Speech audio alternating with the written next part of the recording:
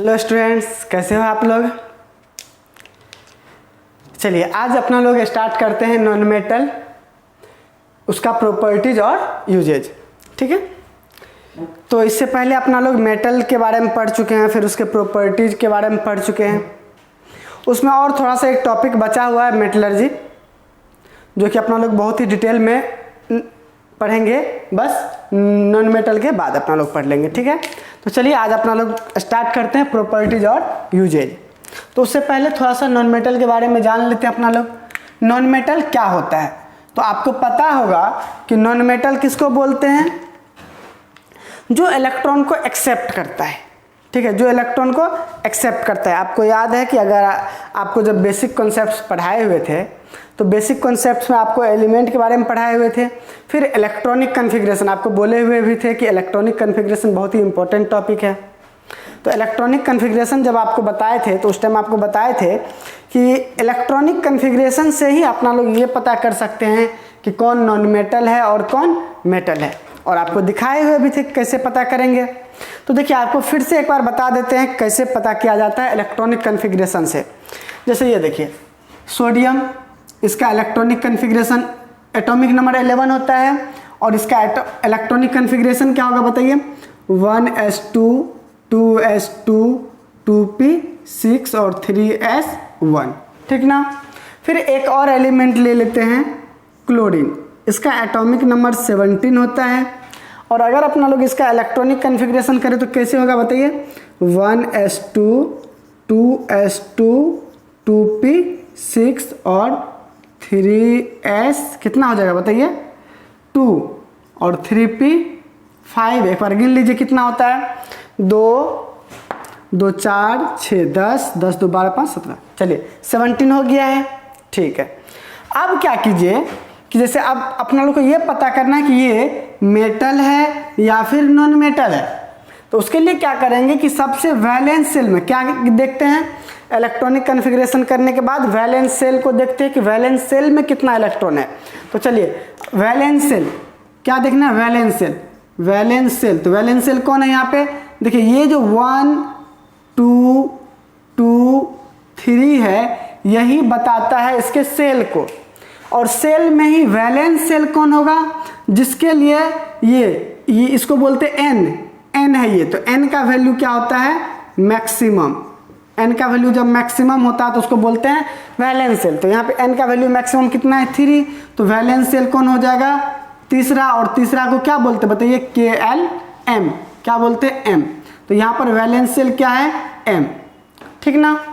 तो M में कितना इलेक्ट्रॉन है बताइए, M में कितना इलेक्ट्रॉन है, 1 इलेक्ट्रॉन है। ठीक है, तो आपको अगर थोड़ा सा और याद हो तो आपको बताए थे कि वैलेंस सेल में जो इलेक्ट्रॉन होता है उसको बोलते हैं वैलेंस इलेक्ट्रॉन। ठीक ना।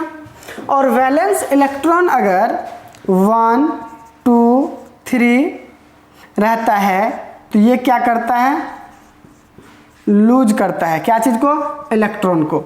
ठीक है, और आपको बताए थे अगर 4 5 6 7 रहता है तो ये क्या करता है, गेन करता है इलेक्ट्रॉन को, बताए थे। तो चलिए अभी बताइए कितना है लास्ट में इलेक्ट्रॉन, 1 इलेक्ट्रॉन है। तो ये क्या करेगा, 1 है तो क्या करेगा, लूज करेगा।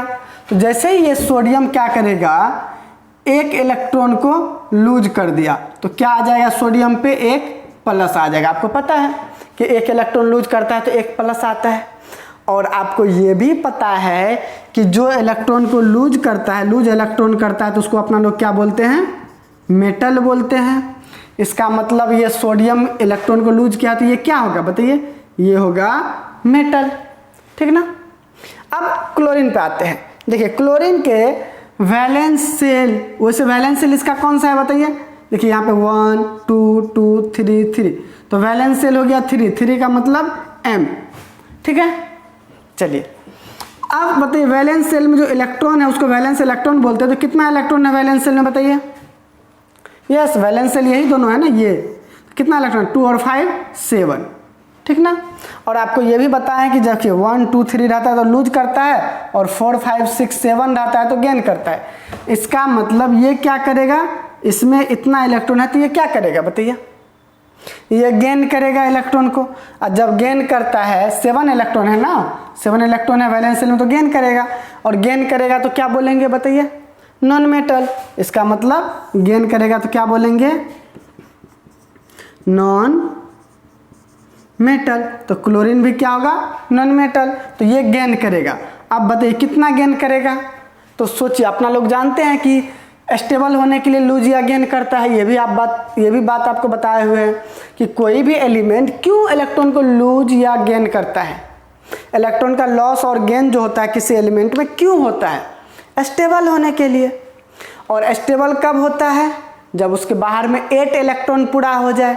नहीं, जैसे ये देखिए, यहीं पर आप ध्यान दीजिएगा बढ़िया से। जैसे ये सोडियम, ये वाला 1 इलेक्ट्रॉन जो है लूज कर दिया था, ठीक है, तो ये ऑर्बिट इसका खत्म हो गया, क्योंकि जब किसी ऑर्बिट में इलेक्ट्रॉन ही नहीं रहता तो इसका मतलब वो ऑर्बिट खत्म। तो अब देखिए उसके अंदर वाला ऑर्बिट यही है ना, इसमें देखिए पहले से 2 और 6 8 इलेक्ट्रॉन है ना बाहर में, तो अब इसके लिए आउटर मोस्ट ऑर्बिट ये हो जाएगा। समझे बात को। तो ये लूज किया तो ये ऑर्बिट भी गायब, तो ये आउटर मोस्ट ऑर्बिट बनेगा और उसमें 8 इलेक्ट्रॉन पहले से है, तो ये स्टेबल हो गया। मतलब ये सोडियम 1 इलेक्ट्रॉन लूज करके ये बना और ये स्टेबल पार्टिकल है।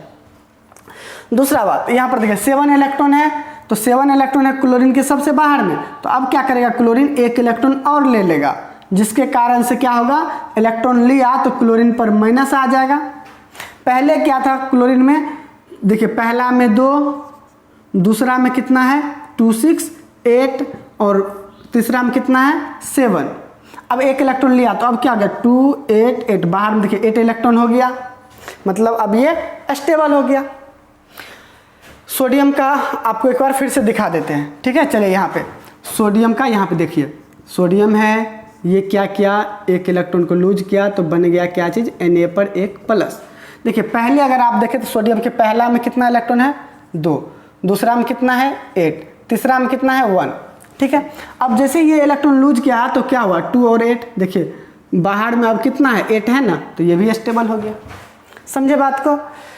बात अपना लोग अभी इतना डिटेल में नहीं समझना चाह रहे, अभी अपना लोग ये जानना चाह रहे कि लूज कर रहा है या गेन कर रहा है, इलेक्ट्रॉन का लॉस हो रहा है कि गेन हो रहा है। तो यहाँ पर इलेक्ट्रॉन का लॉस हुआ सोडियम के केस में, तो सोडियम मेटल है। क्लोरीन के केस में इलेक्ट्रॉन का गेन हुआ तो क्लोरीन नॉन मेटल है। चलिए कुछ और एग्जाम्पल देखते हैं। जैसे ये देखिए सल्फर, सल्फर हो गया, फास्फोरस हो गया, और क्या कार्बन हो गया, ऑक्सीजन हो गया, नाइट्रोजन हो गया, फ्लोरीन हो गया। इन सब के बारे में आप बताइए कि ये मेटल है या नॉन मेटल है। तो चलिए एटॉमिक नंबर लिख देते हैं। इसका एटॉमिक नंबर 9 होता है, इसका 7 होता है, इसका 8 होता है, इसका 6 होता है, इसका 15 होता है, इसका 16 होता है। चलिए अब बताइए, अगर आप ये लिखना चाहते हैं तो पहले वीडियो को पॉज करके लिख लीजिए। चलिए अब इसका बताइए, तो आप बताइए।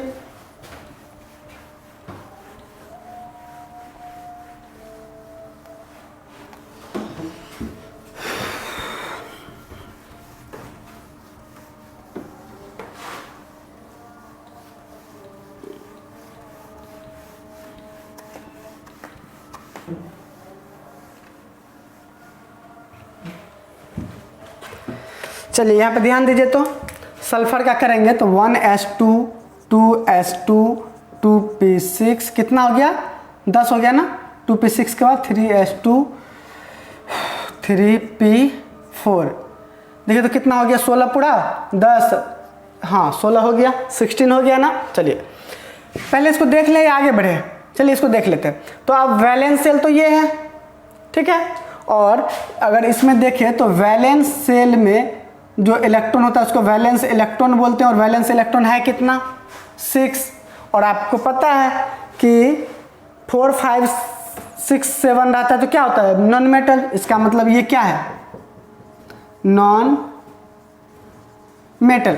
एक बात और, ये कितना इलेक्ट्रॉन को गेन करेगा बताइए, 2 इलेक्ट्रॉन को। कितना, सल्फर क्या करेगा 2 इलेक्ट्रॉन को गेन करके क्या होगा S माइनस माइनस में आएगा, कितना इलेक्ट्रॉन को गेन करेगा 2 इलेक्ट्रॉन को, ठीक है।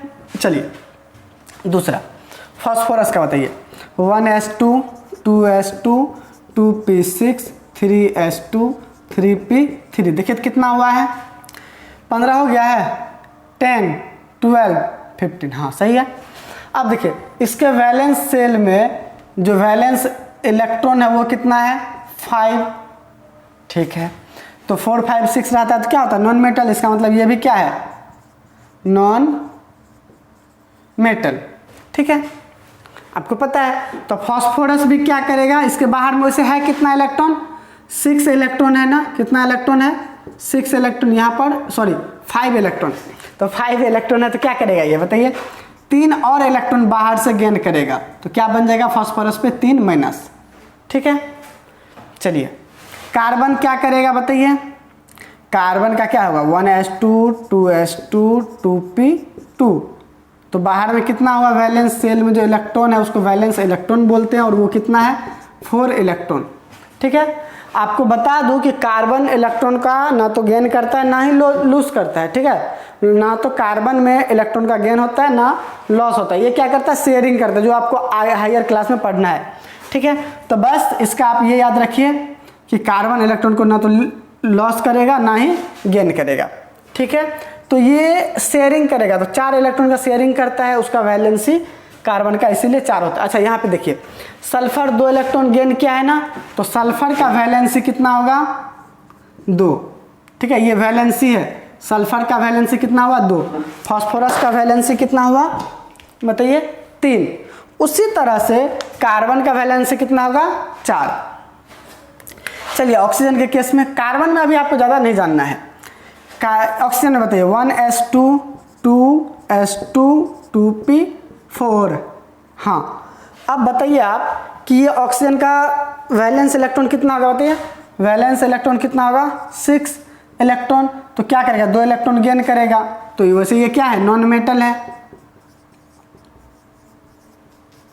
मेटल। अच्छा ये भी क्या है मेटल। अच्छा ये ऑक्सीजन देखिए, ऑक्सीजन के बाहर में कितना 6 इलेक्ट्रॉन है, तो 2 और इलेक्ट्रॉन लेगा, तो क्या हो जाएगा ऑक्सीजन पे 2 माइनस, अरे 2 इलेक्ट्रॉन लेगा तब ना 8 इलेक्ट्रॉन होगा। चलिए उसी तरह ये आप कर लीजिएगा, ठीक है। मतलब अभी ये जो एग्जाम्पल है ये सब क्या है नॉन मेटल है। नॉन मेटल में आप क्या देखें कि ये सब इलेक्ट्रॉन को गेन किया है। नॉन मेटल किसको बोलते हैं, जो इलेक्ट्रॉन गेन करता है, ठीक है। चलिए इसको लिखिए,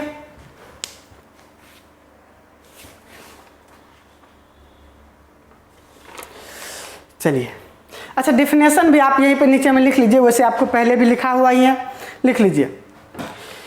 लिखिए दोज एलिमेंट, बोर्ड पर ही लिखा दे, लिखिए those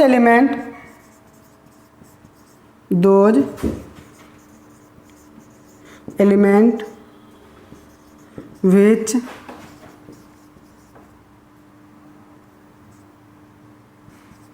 accept electron to form क्या चीज, इलेक्ट्रॉन को एक्सेप्ट करके क्या फॉर्म करेगा बताइए, to form anion are called non metals are called non metals. ये तो पहला डिफिनेशन हुआ। दूसरा पॉइंट एक बात और, नॉन मेटल क्या करता है, इलेक्ट्रॉन को एक्सेप्ट करता है। दो एलिमेंट्स विच गेन इलेक्ट्रॉन, यहाँ पर गेन भी लिख लीजिए, गेन इलेक्ट्रॉन या एक्सेप्ट इलेक्ट्रॉन, ठीक है। अब एक बात और, जो इलेक्ट्रॉन को गेन करता है उसको इलेक्ट्रोनिगेटिव एलिमेंट बोलते हैं। क्या बोलते हैं, इलेक्ट्रोनिगेटिव एलिमेंट। तो ये भी लिख लीजिए, it is electronegative in nature, ठीक है। ये क्या होता है, इलेक्ट्रोनिगेटिव होता है जनरली। चलिए इसको आप लोग लिखिए और फिर आप अपना लोग पढ़ेंगे प्रॉपर्टीज और लास्ट में यूजेज। चलिए लिखिए तो इसे,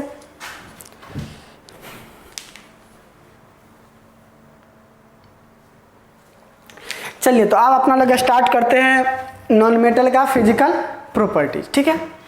तो देखिए फिजिकल प्रॉपर्टीज में जनरली अपना लोग ये जानते हैं फिजिकल प्रॉपर्टीज में कि वो उसका स्टेट क्या होता है, कौन कौन सा स्टेट होता है, मेल्टिंग पॉइंट क्या होता है, बॉइलिंग पॉइंट क्या होता है, डेंसिटी क्या होता है, हार्ड होता है कि सॉफ्ट होता है, मेलिएबल होता है या नहीं होता है, ब्रिटल होता है, क्या होता है, इस सब के बारे में जानते हैं, ठीक है।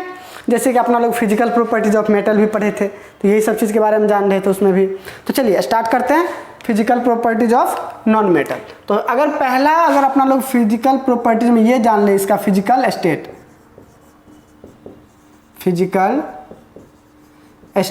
तो आपको बता दो कि नॉन मेटल जो होता है ये सारे फिजिकल स्टेट में पाया जाता है, सॉलिड भी होता है, लिक्विड भी होता है और गैस भी होता है। ठीक है, तो इसमें क्या लिखें बताइए? Non metals exist in all three physical state such as, कौन कौन बताइए? सॉलिड्स,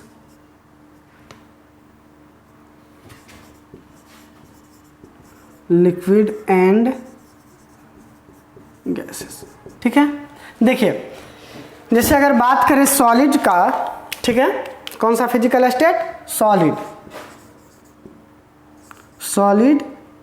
स्टेट का बात करें तो जैसे आप देख लीजिए, कार्बन सिंबल लिखे या नाम ही लिख देते हैं। जैसे आपको पता है कि कार्बन क्या होता है? सॉलिड होता है। आपको ये भी पता है कि और कौन होता है?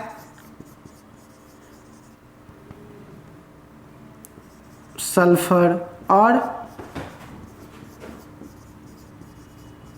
Phosphorus, iodine. क्या बोले? कार्बन, सल्फर, फास्फोरस, आयोडीन, ये सब क्या होता है? सॉलिड होता है। और भी होता है, चलिए बाकी छोड़ते हैं। दूसरा बात, अब बात करें लिक्विड का, तो लिक्विड में देखिए, अगर आप लिक्विड में देखें तो सिर्फ और सिर्फ कौन है? ब्रोमीन, जो कि रूम टेम्परेचर पे क्या होता है? लिक्विड होता है, ब्रोमीन। ठीक है, और गैस का बात करें तो गैस में कौन होता है बताइए? देखिए हाइड्रोजन ये गैस है, और कौन? ऑक्सीजन और नाइट्रोजन, क्लोरीन और फ्लोरीन, ETC, ये सब क्या है? गैसियस स्टेट में पाया जाता है। तो चलिए फिजिकल स्टेट हो गया। दूसरा देखते हैं, दूसरा है कि ये मेलिएबल होता है या नहीं होता है, डक्टाइल होता है कि नहीं होता है।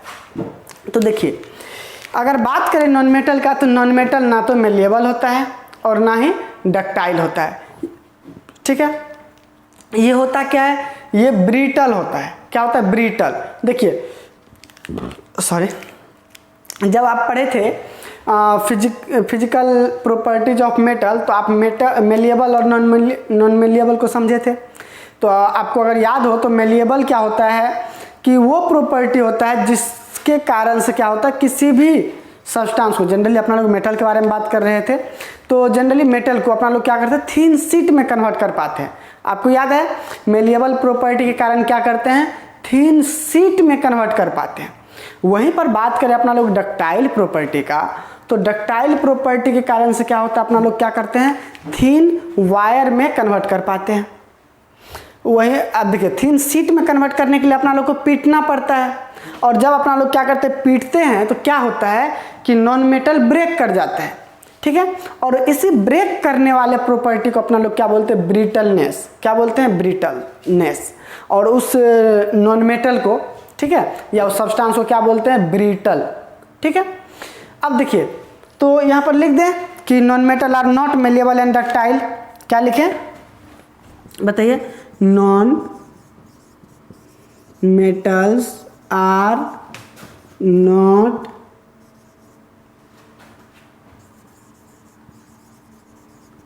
Malleable and ductile. ठीक है, नॉट मेलिएबल एंड डक्टाइल। तो होता क्या है बताइए? They are brittle nature. ठीक है, ये क्या होता है? ब्रिटल होता है। तो चलिए पहले आप इतना लिखिए।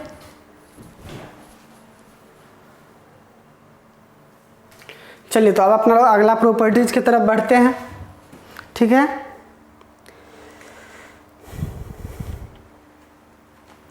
तो चलिए अगला प्रॉपर्टी अपना मेटल से कंपेयर करके पढ़ते हैं। तो मेटल में अपना लोग अगला प्रॉपर्टी पढ़े थे कंडक्टिविटी, ठीक है। मेटल में अपना लोग पढ़े थे ना कंडक्टिविटी। तो कंडक्टिविटी का मतलब क्या होता है? जो कंडक्ट करे। कंडक्ट करने का मतलब होता है एक जगह से दूसरी जगह पहुंचाना किसी भी चीज को। तो अपना लोग जनरली मेटल और नॉन मेटल केस में बात करते हैं हीट और इलेक्ट्रिसिटी के बारे में। किसके बारे में? हीट और इलेक्ट्रिसिटी के बारे में। तो अपने लोग देखे थे मेटल के केस में कि मेटल क्या करता है, हीट को या फिर इलेक्ट्रिसिटी को एक पोजीशन से दूसरे पोजीशन तक पहुंचाता है या एक पॉइंट से दूसरे पॉइंट तक पहुंचाता है। उसी को बोले थे अपना लोग क्या कि metals are good conductor of heat and electricity. क्यों? क्योंकि मेटल्स जो है वो आसानी से हीट और इलेक्ट्रिसिटी को अपने आप से अलाउ कर रहा था कि भाई तुम मेरे से पास हो जाओ। नहीं, मतलब मेटल में ही एक पोजीशन से दूसरे पोजीशन तक वो हीट और इलेक्ट्रिसिटी आसानी से पास कर जा रहा था, पहुंच जा रहा था। लेकिन ये चीज़ नॉन मेटल में अपना लोग को देखने को नहीं मिला, ठीक है। कि नॉन मेटल को जब अपना लोग हीट के पास ले गए तो नॉन मेटल में हीट पास नहीं किया, ठीक है। या फिर बात करें इलेक्ट्रिसिटी का तो इलेक्ट्रिसिटी to भी पास नहीं किया। तो अपना लोग क्या बोल सकते हैं बताइए? आसान से भाषा में क्या बोल सकते हैं कि non metals are not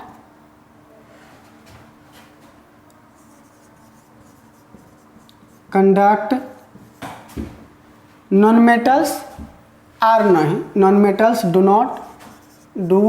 not conduct heat and electricity, ठीक है। हाँ, लेकिन यहां पर एक एक्सेप्शन है। एक्सेप्शन क्या है भाई? ये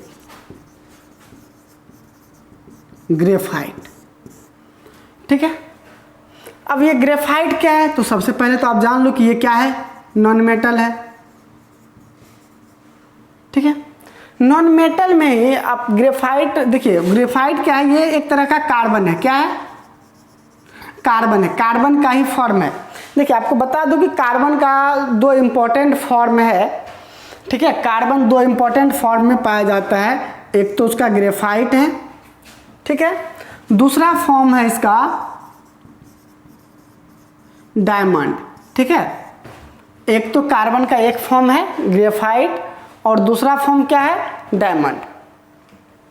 जिसमें से कार्बन का ये जो फॉर्म है ग्रेफाइट वाला, ये जो है क्या करता है? Graphite conduct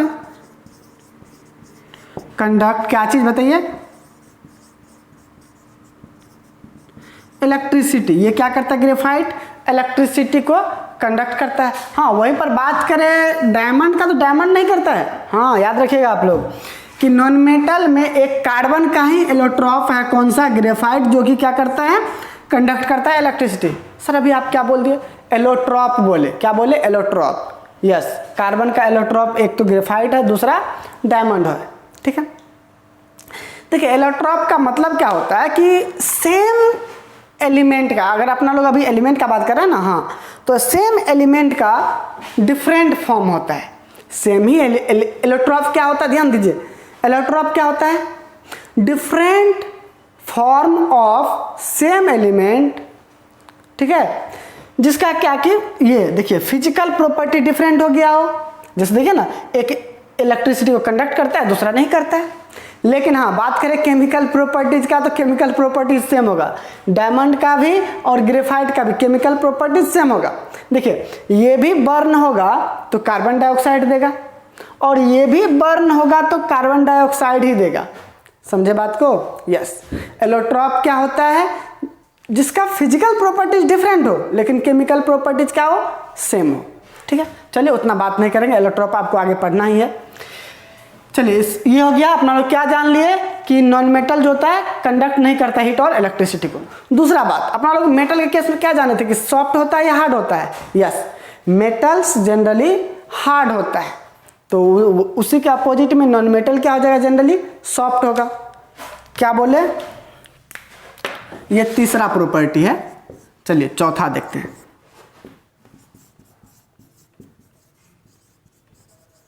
non metals are soft. ठीक है, नॉन मेटल्स क्या होता है? सॉफ्ट होता है। मतलब अगर आप इस पर थोड़ा सा भी फोर्स लगाइएगा तो ये ब्रेक कर जाएगा। हाँ, वहीं पर आप देखिए यहाँ पे डायमंड हार्डेस्ट सब्सटेंस है, एक्सेप्शन हो गया। ये इतना हार्ड है कि मेटल्स से भी ज़्यादा हार्ड है, ये सबसे ज़्यादा हार्ड होता है डायमंड, जबकि है क्या? नॉन मेटल, लेकिन ये सबसे ज़्यादा हार्ड होता है। तो यहाँ पे एक्सेप्शन क्या हो गया? एक्सेप्शन क्या हो गया बताइए? डायमंड। ये क्या है? Hardest substance non. अभी तक में अपना लोग जितना भी सब्सटेंस के बारे में जानते हैं उनमें सबसे ज़्यादा हार्ड यही डायमंड ही होता है। ठीक है, तो चलिए आप लोग इसको लिखिए, फिर आगे बढ़ते हैं।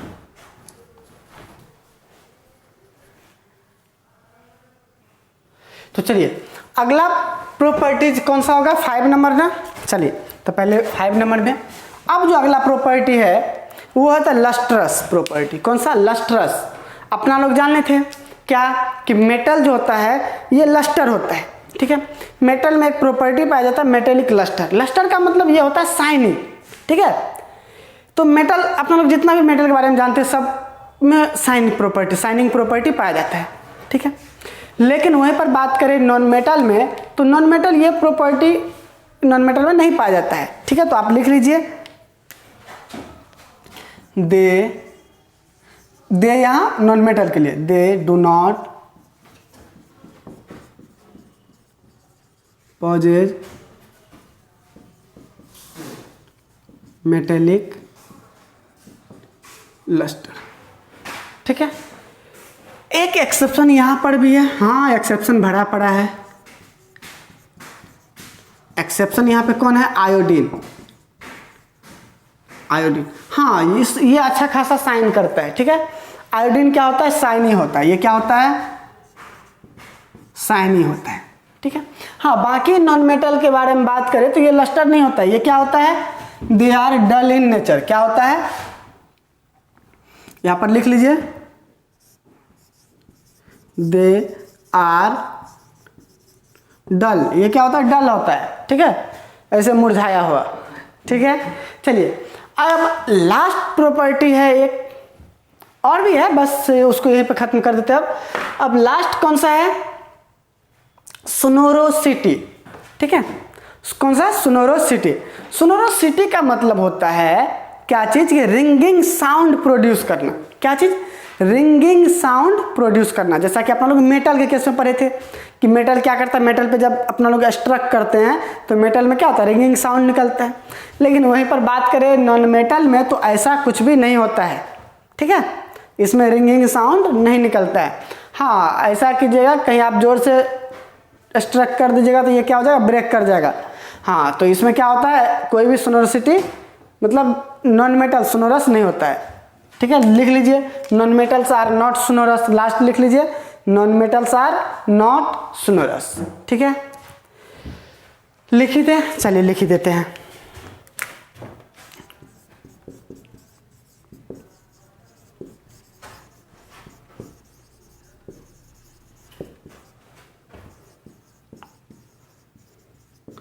तो चलिए आज का क्लास यहीं पे ख़त्म करते हैं। ठीक है, चलिए धन्यवाद।